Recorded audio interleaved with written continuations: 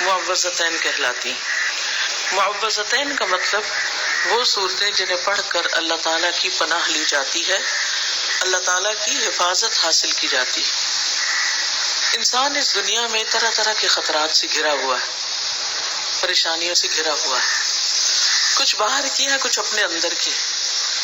کہیں ہمیں وسوسے آتے ہیں، کہیں شیطان ہمارے پیچھے ہے، کہیں نفس کا شر ہے، اور کہیں باہر کی دنیا کے شر ہیں۔ ان سب سے بچنے کے لیے وہ شر جو ہمیں معلوم ہے اور وہ جو ہمیں معلوم بھی نہیں، کوئی اور ہمیں کافی نہیں ہو سکتا سوائے اللہ رب العزت کے۔ اس لیے ہمیں اسی کی پناہ لینی چاہیے، کیونکہ ان جیسی صورتیں پچھلی کسی کتاب میں نازل نہیں ہوئی۔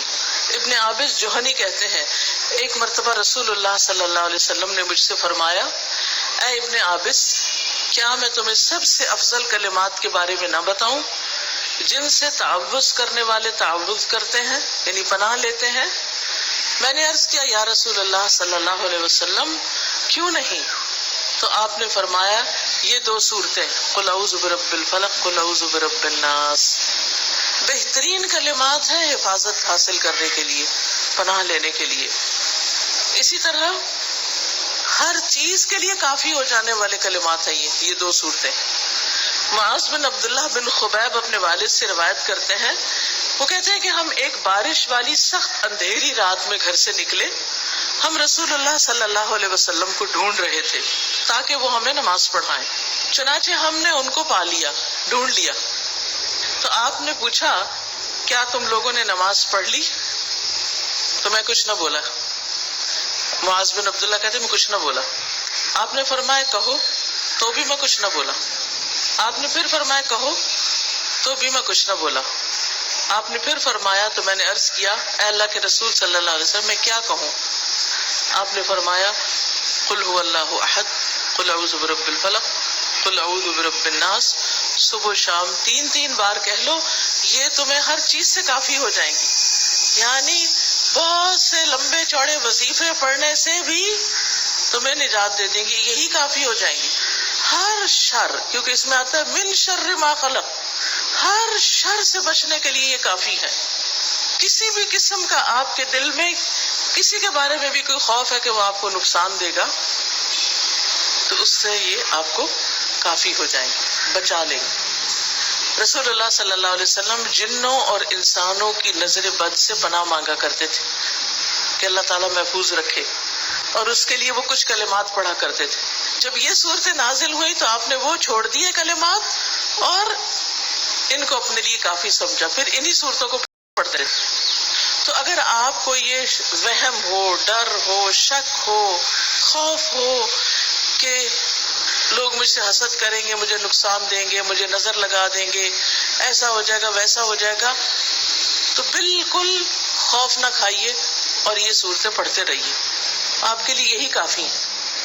اسی طرح بعض فزیکل النیسز میں بھی یہ کام آتی ہے۔ نبی صلی اللہ علیہ وسلم کو ایک مرتبہ بچھو نے ڈس لیا، تو آپ نے نمک میں پانی ڈال کر، یعنی پانی اور نمک ملا کر بچھو والی جگہ پر لگانا شروع کیا، علاج بھی کر رہے تھے اور ساتھ ساتھ یہ صورتیں بھی پڑھ رہے تھے، اور آپ بالکل ٹھیک ہو گئے، ساری درد بھی جاتی رہی اور زہر بھی جاتا رہا، آپ بالکل ویسے ہی ہو گئے جیسے پہلے تھے۔ اسی طرح اگر کسی کو جادو کی شکایت ہے، جن پڑھنے کی شکایت ہے، اس کے لیے بھی یہ صورتیں کافی ہیں۔ ان کو کثرت کے ساتھ پڑھے اور ان کے پڑھنے میں ناغہ نہ کرے، کیونکہ جب آپ چھوڑ دیتے ہیں نا تو آپ دوسرے کے لیے دروازہ کھول دیتے ہیں، کیونکہ یہ صورتیں کیا ہے؟ پروٹیکشن ہے۔ اس میں انسان اللہ تعالیٰ سے مدد مانگتا ہے کہ اللہ مجھے پروٹیکٹ کرے، تو جب آپ نے مدد ہی نہیں مانگی تو پروٹیکشن کہاں سے آئے گی؟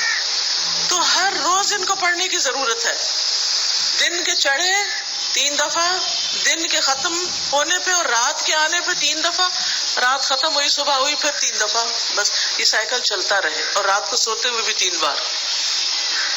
اگر آپ یہ سمجھتے ہیں کہ کوئی چیز آپ کو نقصان دینے پہ تلی ہوئی ہے، کوئی آپ کی دشمنی پہ تل گیا ہے، کوئی آپ کو دھمکیاں دے رہا ہے، کوئی آپ کو ڈرا رہا ہے، رسول اللہ صلی اللہ علیہ وسلم نے فرمایا، اے عقبہ بن عامر، میں تمہیں ایسی صورتیں نہ سکھاؤں جو نہ تورات میں نازل ہوئی، نہ زبور میں، نہ انجیل میں، نہ فرقان میں. تم پر ایک رات بھی ایسی نہ آئے، تم پر ایک رات بھی ایسی نہ آئے کہ تم ان کو نہ پڑھو. اور وہ ہے قل هو اللہ احد، قل اعوذ برب الفلق، قل اعوذ برب الناس. تو آج کے بعد آپ نے کیا کرنا ہے؟ ہر رات ان صورتوں کو پڑھ کے اپنے اوپر دم کرنا ہے.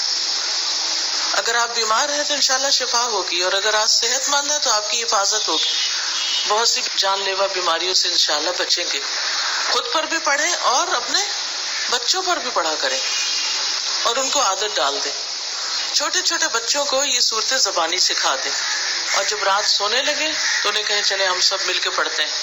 انہیں پڑھوائیں، آیت الکرسی بھی پڑھوائیں، سوتے وقت کی دعا بھی یاد کرائیں. ہم مائیں خود سستی کرتی ہیں، بچوں کو کہیں بھیج دیتی ہیں کسی اسلامی اسکول، کسی مدرسے، کسی بچوں کی کلاس میں، اور ہمارا فرض وہ پورا کر دیں.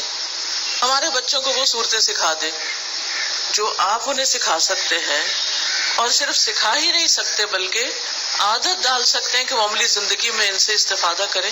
وہ کوئی اور تو نہیں کر سکتا. دوسرے لفظ تو یاد کرا دیں گے، وہ انہیں یہ کون بتائے گا کہ رات کو پڑھنا ہے. اور پھر اگر یہ بھی بتا دیں کہ رات کو آج جا کے پڑھنا، جیسے میں آپ کو بتا رہی ہوں، تو میں آپ کے گھر آ کے دیکھ تو نہیں سکتی کہ آپ نے پڑھی. یہ کون دیکھ سکتا ہے آپ کے لیے؟ آپ کے پیرنٹس آپ کو دیکھ کے آپ کو یاد کرائیں گے کہ یہ پڑھ کے سونا. تو جو تربیت ماں کرتی ہے، جو تربیت گھر سے ہوتی ہے، اس کا کوئی مثل نہیں. وہ باہر سے کوئی بھی شخص نہیں کر سکتا آپ کی. اور آپ سب تو مائیں ہیں، ہر ماں کی گود ایک مدرسہ ہوتی ہے.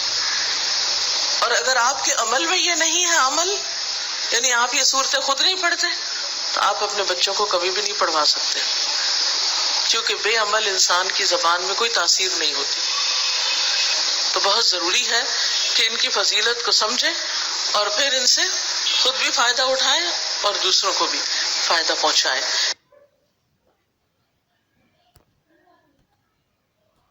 یہ گویا کہ قرآن مجید کے اختتام پر دو پہرے دار ہیں. یہ دو صورتیں ہیں کہ جو اصل میں مدنی صورتیں